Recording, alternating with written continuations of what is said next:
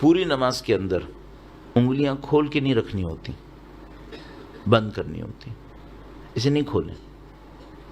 آپ کہیں گے اتنی سی بات کرو، اللہ نے مانگا ہے کر لو۔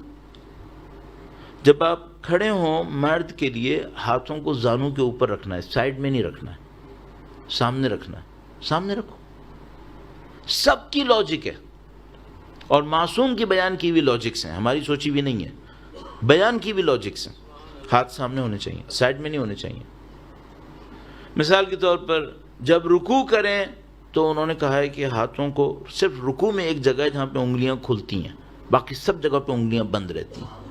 رکوع میں صرف ایک جگہ پہ انگلی کھلتی ہے، انگلیاں کھولیں، تھوڑا سا جو اپنے نیز ہیں اس کو پش کریں پیچھے کی طرف، کمر اسٹریٹ ہونی چاہیے، گردن بھی سیدھی ہو، جھکی بھی نہیں ہو، اسٹریٹ رکھیں۔ کانسیپٹ کیا ہے؟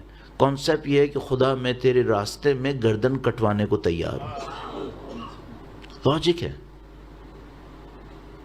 یہ اپیرنس خدا نے مانگی ہے، ایسے کرو۔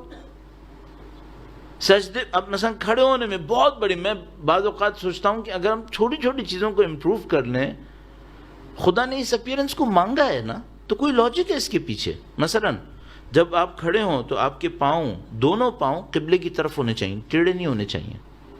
کوئی کہے کہ حرام ہے، حرام نہیں ہے، مستحب ہے، اس سے نماز امپروو ہوگی۔ اور نماز امپروو ہوگی تو یہ سمجھ لو آپ نے سب کچھ ٹریگر کر دیا، بہتر ہوتا چلا جائے گا۔ تو ابھی دوسرا دن ہے مجلس کا، میں دوسرے دن میں اس کو عرض کر رہا ہوں تاکہ انشاءاللہ میں اور آپ پریکٹس کریں گے 10 دن، کہیں سے کہیں پہنچ سکتے ہیں ہم، اچیومنٹ ہونی چاہیے نا۔ تو پاؤں بالکل سیدھے ہوں، تھوڑا سا گیپ دیں اور قبلے کی طرف ہوں، ہاتھ انگلیاں بند، زانوں کے اوپر ہونے چاہیے۔ جب آپ قیام کریں، سورہ اور رکوع پڑھ رہے ہیں، مثلا ہم پڑھ رہے ہیں، تو کیا سوچیں؟ آپ یہ سوچیں میں ایسے کھڑا ہوں جیسے قیامت کے دن خدا کے سامنے کھڑا ہونا ہے۔ قیام کا مطلب یہی ہے، قیام کھڑا ہونا، قیامہ بھی اسی سے ہی ہے۔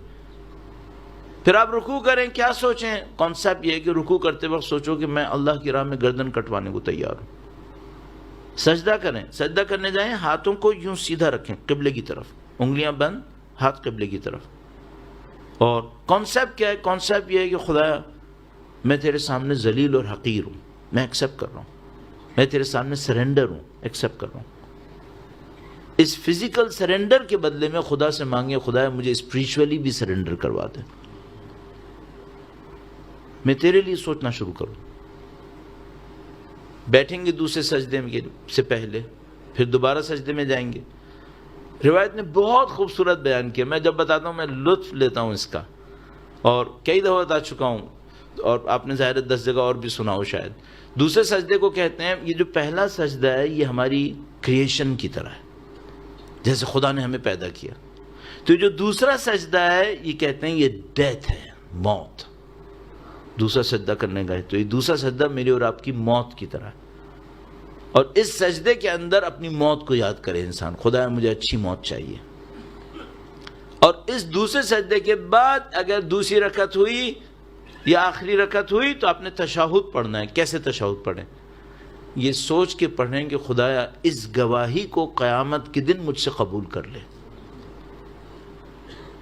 تو اگر کسی کا تشہد خراب ہوا تو قیامت کے دن شاید اس کی گواہی بھی صحیح نہیں ہوگی۔ یہ سب آگے تک جائے گا۔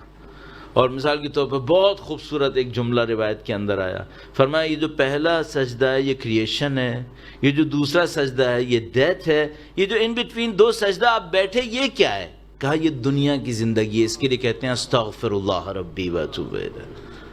یہ دنیا کی زندگی اتنی چھوٹی سی ہے، دو سجدوں کے درمیان کتنا اسٹے کرے گا کوئی؟ کہا یہ استغفر اللہ ربی واتوب الیہ، کیونکہ خدا سے دوری کی جگہ ہے یہ۔ نماز امپروو کریں گے، بہت ساری چیزیں امپروو ہوتی چلی جائیں گی۔ درود بھیجے گا محمد و آل محمد پر۔